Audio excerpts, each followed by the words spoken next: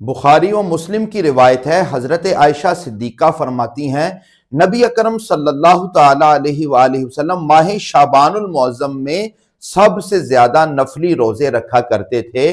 مسند ابو یعلا کی حدیث ہے، نبی اکرم صلی اللہ تعالی علیہ وآلہ وسلم سے پوچھا گیا، حضرت عائشہ صدیقہ رضی اللہ تعالی عنہا نے سوال کیا، آقا آپ اس مہینے میں زیادہ روزے کیوں رکھتے ہیں؟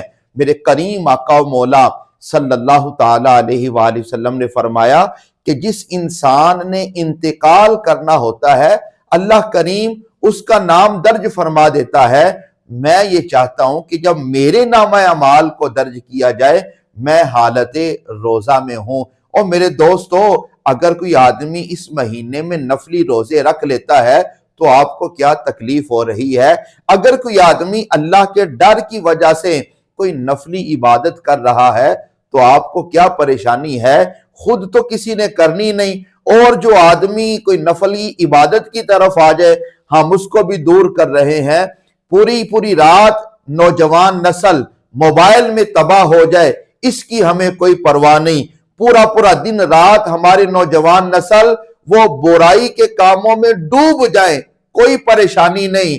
لیکن کوئی شب بارات کو، شعبان کی 15ویں رات کو اگر ہمارے نوجوان بھائی نفل پڑھنے کے لیے مسجد میں آ جائیں، نوجوان بھائی مسجد کی صفائی کرنے کے لیے آ جائیں، کوئی اللہ کے ذکر کے لیے نفلی عبادت کرنے کے لیے آ جائیں، تو کچھ لوگوں کو عجیب و غریب ان کو تکلیف شروع ہو جاتی ہے۔ اور میرے دوستو بھائیو یاد رکھیے گا، یہ نفلی عبادت ہے، اگرچہ فرض نہیں ہے لیکن اللہ کو راضی کرنے کا بڑا خوبصورت موقع ہے۔